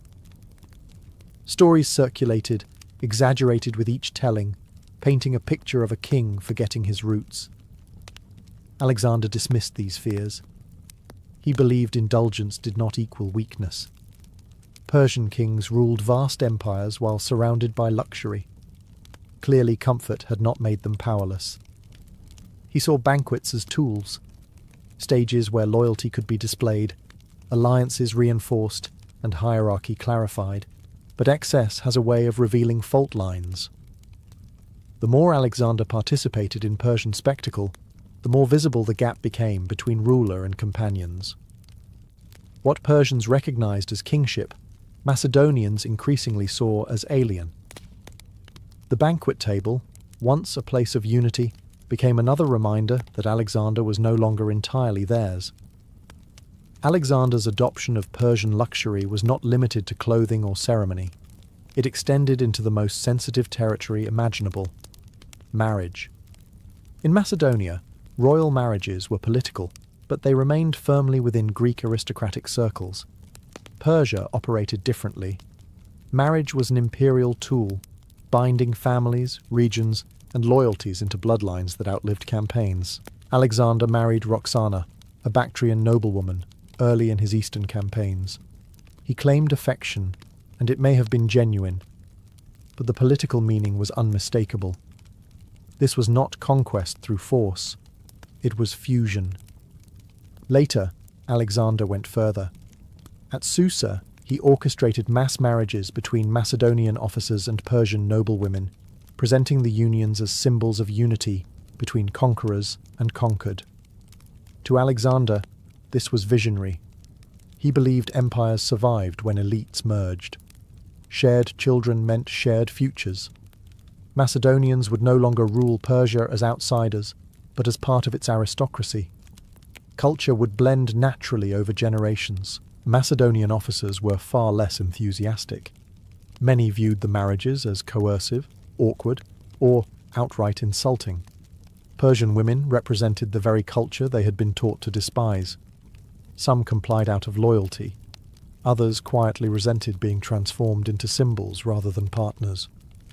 A number of these marriages dissolved as soon as Alexander died, revealing how thin the commitment truly was. Persians, meanwhile, watched carefully. For them, marriage signalled legitimacy. A king who married Persian nobility accepted Persian rules of succession, honour, and obligation. Alexander was not merely wearing Persian robes, he was inserting himself into Persian dynastic logic. This frightened some Macedonians more than silk ever had. Marriage suggested permanence. It implied Alexander intended to stay, rule, and transform, rather than conquer and leave. The dream of returning home as victorious heroes faded. The empire was no longer a temporary occupation. It was becoming a shared world. Alexander underestimated the emotional weight of bloodlines. Cultural blending sounds noble in theory. In practice, it threatens identity. Macedonians feared dilution. Persians feared replacement. Alexander stood between them, convinced that his personal authority could hold it together. For a brief moment, it almost worked. Court life reflected a new elite, bilingual, bicultural, and loyal to Alexander alone. But unity built on one man's vision is fragile. When that man disappears, bloodlines remember their origins. Marriage was Alexander's boldest experiment in fusion. It was also the clearest sign that his conquest of Persia was no longer about territory. It was about creating something entirely new, whether his followers wanted it or not. As Alexander's court grew more Persian in appearance and behaviour, resistance among the Macedonians hardened. At first it had been grumbling, quiet jokes about silk sleeves, uneasy laughter at court rituals, pointed silences during ceremonies. Over time, it became anger. Many veterans believed they were watching their king drift away from the values that had bound them together since youth. The problem was not just luxury, it was hierarchy. Macedonian identity was built on shared hardship. Officers expected access to the king, the right to speak freely, and the dignity of being treated as comrades rather than subjects. Persian court culture disrupted this entirely. Access became controlled. Protocol mattered. Favour felt less earned and more bestowed. Some Macedonians spoke openly. Others paid the price. The most famous rupture came with Clytus the Black, a trusted companion who had saved Alexander's life in battle. During a drunken banquet, Clytus accused Alexander of abandoning Macedonian ways and inflating his own divinity. He mocked Persian customs and reminded the king that his victories rested on Macedonian blood. Alexander, intoxicated and furious, killed him on the spot. The act shocked everyone, including Alexander himself. He reportedly collapsed in grief afterward, refusing food and condemning his own actions. But the damage was done. The incident became a warning. Dissent would no longer be tolerated lightly. Other officers learned the lesson. Criticism did not stop, it went underground. Loyalty remained, but it was strained and cautious. Macedonians continued to fight brilliantly for Alexander, yet something essential had shifted. Their king no longer felt fully reachable. Alexander interpreted resistance as misunderstanding rather than rebellion. He believed time would normalize the changes. Macedonians, he assumed, would eventually accept Persian customs once they saw the benefits of stable rule and shared power. What he underestimated was emotional inertia. Identity does not adapt at the speed of policy. For Persians, the tension confirmed Alexander's commitment. He was willing to alienate his own people to rule properly. That sacrifice earned respect. For Macedonians, it felt like betrayal. Change always has a cost. Alexander was willing to pay it, confident that his vision justified the strain. But empires are not held together by vision alone. They rely on trust, and trust frays when people feel replaced rather than included. By this point, Alexander stood at the center of a paradox. He was stronger than ever as an emperor and weaker than ever as a companion. The transformation that secured Persia had begun to hollow out the loyalty that once defined his rule. By the later years of his reign, Alexander had stopped trying to explain himself to the Macedonians. The debates were over. The experiments were complete. He no longer dressed Persian only on occasion, or adopted customs tentatively. He ruled openly as a king of Asia, a title that mattered far more to him than King of Macedonia ever had. This was not vanity. It was strategy, hardened into identity. Alexander had conquered too much territory to rule it as a Macedonian chieftain. The empire stretched across peoples who did not value blunt familiarity or warrior equality. They expected hierarchy, ceremony, and visible distance. A king who behaved like a drinking companion inspired confusion, not loyalty. Alexander adjusted accordingly. Court life became formalized. Audiences were regulated. Rank determined proximity.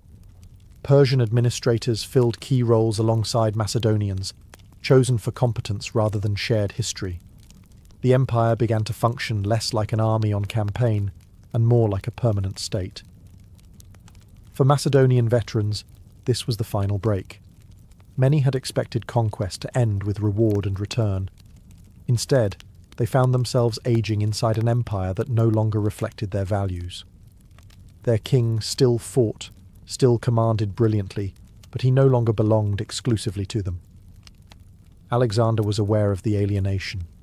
He simply believed it was unavoidable. Empires, in his mind, required transformation. The conqueror had to change faster than those who followed, or risk being trapped by nostalgia. Macedonia was his origin, not his destination. Persians increasingly saw Alexander as legitimate. He honoured their traditions, upheld their elites, and ruled within their symbolic framework. To them, he was not a foreign occupier pretending to belong. He was a successor. This dual perception, alien to Macedonians, acceptable to Persians, defined Alexander's final years. He stood alone at the centre of a blended elite, convinced that history would vindicate him, even if his companions never fully did. What Alexander became was unprecedented. Not a Greek king ruling barbarians, not a Persian king born foreign. Something new, built deliberately and at great personal cost. His silk robes, diadems, ceremonies, and marriages were not indulgences. They were the architecture of an empire that existed only as long as he did. In choosing to become king of Asia, Alexander accepted isolation. He gained legitimacy over millions and lost intimacy with the few who had marched beside him from the beginning. Power expanded. Belonging narrowed. The transformation was complete and irreversible. Did you know? Long before modern globalization, Alexander's court functioned as one of history's earliest experiments in enforced cultural integration, proving that blending empires is far harder than conquering them. To Alexander's critics, Persian luxury was not merely foreign, it was dangerous. Greek and Macedonian tradition had long framed the East as soft, indulgent, and morally suspect. Persian wealth was believed to weaken discipline, blur judgment, and rot virtue from the inside. By adopting silk robes, perfumes, and elaborate court rituals, Alexander appeared to be stepping directly into this old warning tale. The fear was simple. Luxury corrupts. Macedonian veterans told themselves a familiar story. Persia had fallen because its kings grew soft, distracted by gold and comfort. Macedonia had triumphed because it was hard, hungry, and disciplined. Now their own king reclined on couches, surrounded by incense and ceremony. The symbolism was impossible to ignore. If Persia had lost its empire to excess, what would excess do to Alexander's? Alexander rejected this logic entirely. To him, luxury was not weakness, it was infrastructure. Persian systems had endured for centuries precisely because they invested in administration, symbolism, and elite loyalty. Silk did not make a man cowardly. Gold did not dull strategy.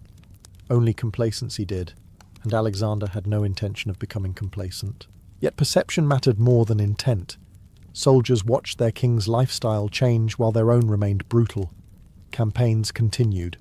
Marches grew longer. Death never retreated. The contrast between court splendor and military hardship bred resentment. Luxury at the top looked like distance, even indifference. Alexander tried to counter this by continuing to lead from the front, fighting in battles and enduring wounds. But identity is shaped by patterns. not exceptions. Each banquet, each ceremony, each Persian custom reinforced the sense that Alexander was becoming something other than what he had been. There was also fear of permanence. Luxury suggested settlement. Settlement suggested the end of shared struggle. The Macedonians had followed a war leader. Now they were serving an emperor. The difference was psychological and profound. Ironically, Persian elites viewed Alexander's luxury as restraint. He adopted only part of their court culture, discarding what he found excessive. To them, he was still surprisingly austere. This gap in perception widened misunderstanding on both sides. Luxury, then, became a mirror. Macedonians saw corruption, Persians saw legitimacy, Alexander saw necessity. What frightened his followers most was not silk or gold, but transformation without consensus. Alexander no longer asked permission to change. He assumed history would justify him. That confidence, more than luxury itself, unsettled those who remembered a king who once needed their approval as much as their swords. In the end, the debate over luxury was really a debate over identity, and Alexander had already chosen his. By the time Alexander reached the end of his life, the question was no longer whether he had adopted Persian luxury. That debate was settled. The real question was whether his experiment in cultural fusion could survive without him. The answer, revealed almost immediately after his death, was no. Alexander had built an empire held together by personal authority. Silk robes, diadems, Persian ceremonies, and blended elites all pointed back to one central figure who could embody contradiction without apology. He was Macedonian by blood, Persian by presentation, and imperial by ambition. As long as he lived, the system worked because he was the system. When he died, the illusion collapsed. Macedonian officers abandoned Persian dress almost overnight. Mass marriages dissolved. Court rituals vanished. Proskynesis disappeared without protest. The men who had tolerated Alexander's transformation suddenly felt free to reject it. They did not fight to preserve his cultural vision. They fought to carve the empire into familiar pieces. Persian elites, meanwhile, learned a harsh lesson. Alexander had promised continuity, but continuity depended entirely on his presence. Without him, Macedonian generals ruled as conquerors again, not successors. The blending Alexander worked so carefully to construct proved fragile because it had not yet become habit. This does not mean Alexander failed. His adoption of Persian luxury was not decadence. It was a deliberate attempt to solve an ancient problem: how to rule people who do not share your culture without ruling them forever at sword point. He understood that power had to look familiar to be accepted. He understood symbolism mattered as much as force. He simply ran out of time. Alexander's legacy is not found in silk robes or court rituals. It is found in the idea that conquest alone is insufficient. Empires must be lived in, not merely occupied. His willingness to shock his own people in order to stabilize a larger world was radical, even reckless, but visionary. To Macedonians, Alexander became too Persian. To Persians, he never became Persian enough. To history, he became something else entirely. His luxury shocked his companions because it signaled transformation, not weakness. It marked the moment when Alexander stopped being just a conqueror and attempted to become an emperor of cultures rather than territories. The tragedy is that the most ambitious part of his reign, the blending of worlds, was the least durable. It survived only as long as he breathed. And yet, for a brief moment, silk and steel shared the same throne. Ancient Egyptian clothing began with a simple, unavoidable reality: the heat. The Nile Valley was bright, humid, and relentlessly hot for much of the year, and fashion evolved as a response to survival before it ever became an expression of beauty. Linen made from flax was not chosen because it looked elegant, though it often did, but because it worked better than almost anything else available. It allowed air to circulate, dried quickly after washing, and remained tolerable against the skin under a brutal sun. Flax cultivation was widespread along the Nile, and linen production became both a domestic skill and a state-controlled industry. Spinning, weaving, bleaching and cutting were labour-intensive processes, and the quality of the final cloth mattered deeply. Linen could range from rough and heavy to astonishingly fine, woven so thin it appeared nearly transparent. This variation turned fabric into a social language. The body might be dressed simply, but the cloth itself quietly announced status. Most Egyptians wore minimal garments: loincloths, short kilts for men, and wrapped dresses or sheath garments for women. These designs changed little over centuries because they were practical and effective. Excess fabric trapped heat. Structure restricted movement. Simplicity was efficiency. Clothing was wrapped, tied, and adjusted rather than stitched into complex shapes, allowing flexibility in both comfort and appearance. Cleanliness elevated linen beyond practicality into moral significance. White clothing symbolized purity, order, and harmony with the gods. Dirt was not merely unpleasant, it was associated with chaos. As a result, garments were washed frequently, sometimes daily, and bleached under the sun until they regained brightness. To appear in public with stained or rumpled clothing suggested disorder in both household and soul. Whiteness also signalled privilege. Keeping linen clean required water, labour, and time. Those who worked in fields or construction could not maintain pristine garments. Their linen was thicker, darker, and visibly worn. Elites, priests, and officials appeared in crisp white, reinforcing the connection between cleanliness and authority. In Egyptian society, clothing did not aim to conceal the body or reshape it dramatically. Instead, it framed the human form with clarity and restraint. Linen acted as climate control, social marker, and religious statement all at once. What looked simple was anything but. Every fold, knot, and brightness level communicated how a person lived, worked, and stood within the ordered world the Egyptians believed they were meant to maintain. In ancient Egypt, clothing alone did not define appearance. The body itself was treated as part of fashion, hygiene, and spiritual order. Heat, insects, and ritual purity all pushed Egyptians toward an aesthetic that modern eyes often mistake for vanity, but was rooted in practicality. Bare skin was not scandalous, it was efficient. Most Egyptians removed body hair regularly. Heads were shaved smooth, especially among priests, who saw hair as a potential source of impurity. Lice thrived in warm climates, and shaving was the simplest defense. Clean skin meant fewer parasites, less sweat trapped against the body, and a clearer sense of order. Wigs were worn not to hide baldness, but to control when and how hair appeared in public. Hair became optional, removable, and situational. The ideal Egyptian body was slim, youthful, and symmetrical. Clothing emphasized this rather than obscuring it. Linen clung lightly, outlining form without constriction. For men, short kilts highlighted the waist and legs. For women, sheath dresses followed the line of the body, suspended by thin straps. The body was not something to be hidden. It was something to be maintained. Skincare was inseparable from clothing.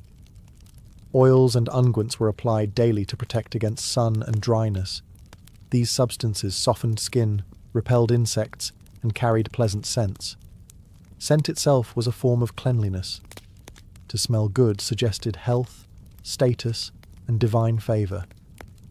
Poorer Egyptians used animal fats mixed with herbs. Elites accessed imported resins and perfumes. Nudity, especially among children, was common and unremarkable. Infants and young children often wore nothing at all, as clothing would have been unnecessary and uncomfortable. This changed gradually, with age and status, not with moral judgment. The body was natural. Disorder was not. Priests followed the strictest standards. Before entering temples, they bathed multiple times a day, shaved completely, and wore fresh linen. Their appearance mirrored the controlled perfection of the gods they served. Any deviation, dirt, hair, odour, disrupted ritual balance, Egyptian fashion was not about layering or concealment. It was about alignment. Body, garment, scent, and cleanliness working together. Shaved skin, oiled limbs, and light linen created a unified presentation of order in a world where chaos was always a threat. To maintain the body properly was to participate in maintaining the universe itself. Cosmetics in ancient Egypt were never trivial.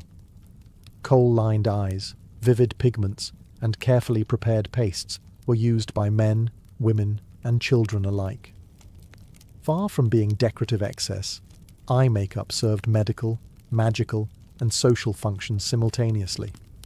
To line the eyes was to protect them, to beautify them, and to align oneself with divine forces. Kohl was typically made from ground minerals such as galena or malachite, mixed with oils or fats to create a smooth paste. Applied around the eyes, it reduced glare from the sun, helped repel insects, and may have offered some antibacterial protection. In a land of bright light and blowing sand, eye care was not optional. It was daily maintenance. The shape of Kohl application mattered. Extended lines mimicked the Eye of Horus, a powerful symbol of protection, healing, and divine order.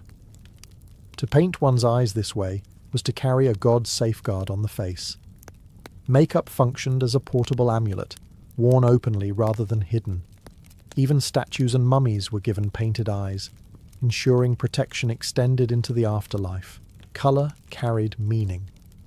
Green, associated with malachite, symbolized growth, fertility, and rebirth. Black represented stability, regeneration, and the fertile Nile soil itself. These were not aesthetic choices made on impulse. Pigments were selected intentionally, layered with meaning understood across society. Cosmetics containers reflected status. Simple reed or clay pots served ordinary households. Elites used alabaster jars, carved stone palettes, and finely crafted applicators. Possessing cosmetics signaled care, wealth, and self-respect. Neglecting appearance suggested disorder or mourning. Makeup was applied daily, not saved for ceremony. It marked participation in civilized life. The face presented to others was the face presented to the gods. To appear unadorned was to appear unfinished. There were risks. Some mineral ingredients were toxic in high quantities. Long-term exposure may have caused irritation or poisoning, though the Egyptians likely balanced these dangers against perceived benefits. Protection mattered more than caution. Kohl blurred boundaries between medicine, magic, and fashion, because those boundaries did not exist in Egyptian thought. Health was spiritual, beauty was functional, cosmetics were tools. In lining their eyes, Egyptians were not trying to impress. They were reinforcing order, shielding the body, and signaling belonging in a world where appearance carried cosmic weight. Every darkened eyelid was both practical defense and quiet prayer, painted carefully each morning before facing the sun. One of the most puzzling elements of ancient Egyptian fashion is the cone of scented fat often shown perched on heads in tomb paintings. For a long time, scholars debated whether these cones were symbolic or real. Evidence now suggests they were very real, very fragrant, and very intentional. These cones were not accessories in the modern sense. They were wearable scent delivery systems. The cones were made from animal fat or wax infused with perfumes, resins, and aromatic oils. Placed on the head, they slowly melted in the heat, releasing fragrance over hours. As the fat softened, scented oils trickled down the hair, neck, and clothing, layering the wearer in scent. This was not subtle. It was immersive. Scent mattered deeply in Egyptian culture. Pleasant smells were associated with purity, life, and the gods. Foul odours were linked to decay, chaos, and evil.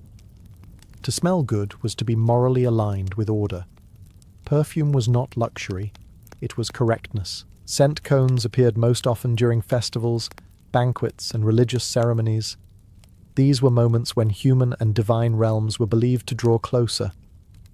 Wearing a cone signalled participation in ritual time rather than ordinary life.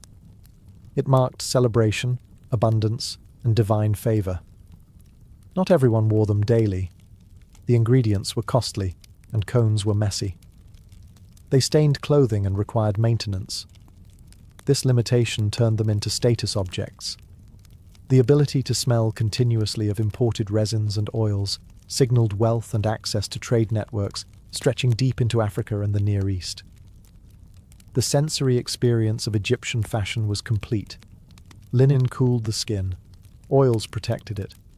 Cosmetics shielded the eyes. Scents enveloped the body.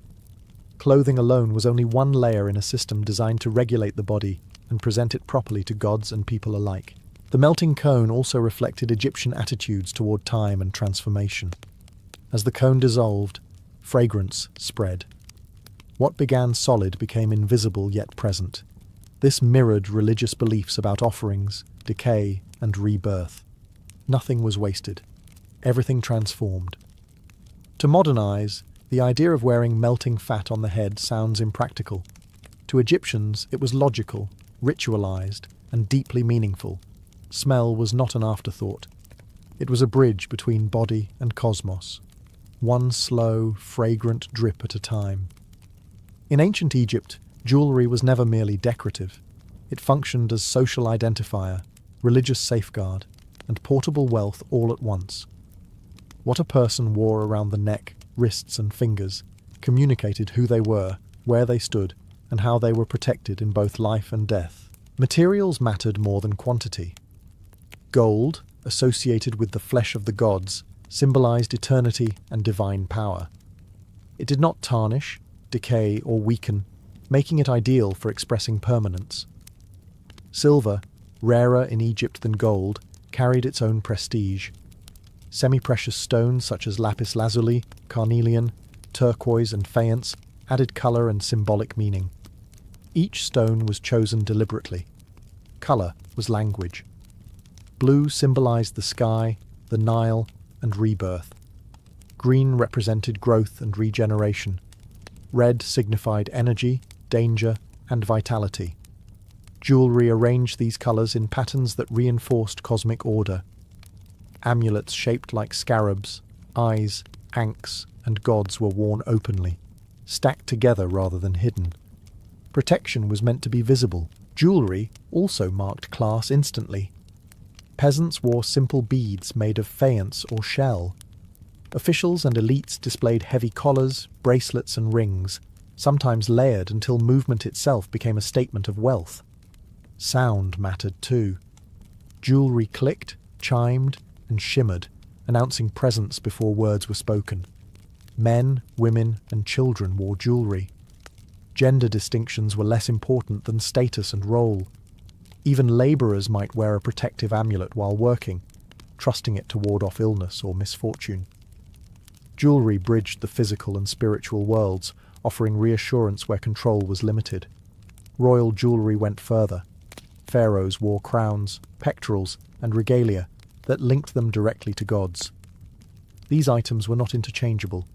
Each carried specific meanings tied to kingship, land, and cosmic balance. To remove or misuse them was sacrilege. Jewelry accompanied the dead into the afterlife. Tombs were filled with collars, rings, and amulets placed carefully on mummies. These items were not keepsakes. They were tools needed beyond death. Fashion did not end at burial. It transformed. In Egyptian culture, jewelry completed the body as linen completed clothing, and cosmetics completed the face. To be properly adorned was to be properly positioned in the world. Ornamentation was not excess. It was structure, worn openly, gleaming softly in the sun as proof that order, identity, and protection could be carried on the skin. In ancient Egypt, clothing and cosmetics did not belong only to the living. The gods were dressed. The dead were dressed. Appearance extended beyond mortality, because identity was believed to survive death intact. What one wore in life shaped how one existed in the afterlife. Statues of gods were clothed daily by priests. Linen garments were washed, folded, and changed according to ritual schedules. Jewelry was placed carefully. Oils and perfumes were applied. This was not symbolic theatre, it was maintenance. A god's image had to be kept pure and presentable to function properly. Neglecting divine clothing risked cosmic imbalance. Priests followed strict dress codes. They wore fresh white linen, shaved their bodies, and avoided animal fibres considered impure. Their appearance mirrored the gods they served. The body became a ritual instrument, prepared with the same care as sacred space. To dress incorrectly was to disrupt communication with the divine. Death did not end these concerns. Mummification preserved the body because the soul needed it. Clothing and cosmetics completed it. The deceased was wrapped in fine linen, layered carefully, often treated with resins and oils. Jewellery and amulets were placed at specific points. Heart scarabs, protective eyes, and symbols of rebirth. Cosmetics followed the dead as well. Painted eyes ensured protection and awareness in the afterlife. Wigs were provided. Scented oils accompanied the body, reinforcing purity beyond decay. Tomb paintings show the deceased dressed at banquets, adorned as they wished to be seen forever. The quality of burial clothing reflected status, but belief was universal. Even modest tombs contained effort. The afterlife was not a distant abstraction. It was continuation. One entered it dressed appropriately. Fashion thus became theological infrastructure. Linen symbolized order. White symbolized purity. Gold symbolized eternity. Scent symbolized life. Every material carried metaphysical weight. For Egyptians, appearing before the gods, whether in temple or judgment, required preparation. Clothing was part of moral readiness. Disorder in appearance suggested disorder in spirit.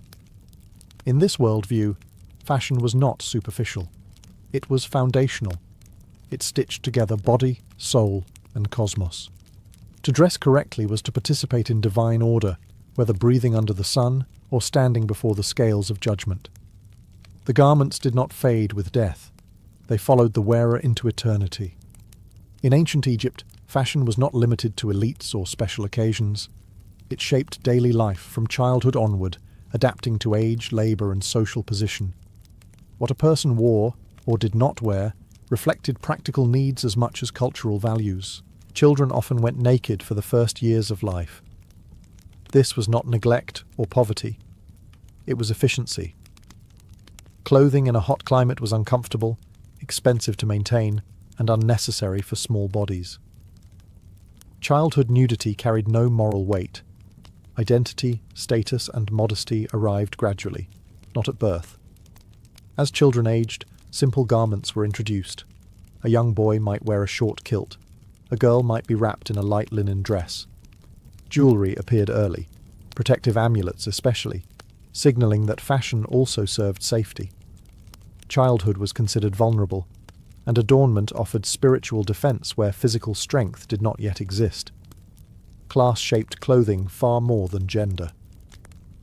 Labourers wore coarse linen designed for durability rather than beauty. Their garments were darker, thicker, and visibly worn. Function came first. Movement mattered more than appearance. Sweat, dust, and damage were unavoidable. Elites lived differently. Their linen was fine, frequently laundered and often pleated. Accessories multiplied. Wigs replaced shaved heads in public settings. Perfumes masked heat and labour entirely. The elite body appeared untouched by work because it often was. Despite these differences, the basic structure of Egyptian dress remained consistent across classes. The same shapes appeared at every level, only materials and finish changed. This continuity reinforced social order. Everyone knew where they stood by sight alone. Fashion in daily life was about balance. Too much ornamentation outside appropriate contexts could appear arrogant. Too little care suggested disorder or mourning. Appearance communicated emotional state as well as social role. Even labourers maintained grooming rituals. Oils were used when available. Simple beads or amulets were worn. Cleanliness was aspired to, even if difficult. The ideal of order extended downward, not just outward. Egyptian fashion did not aim to erase class differences. It clarified them. Clothing, cosmetics, and adornment formed a visible hierarchy that rarely needed explanation. From naked children to adorned officials, appearance tracked the journey through life. Fashion grew with the body, marking transitions quietly and consistently. In ancient Egypt, how you looked told others not who you wanted to be, but who you already were. Ancient Egyptian clothing and cosmetics often appear unchanging in art, giving the impression of a civilization frozen in style for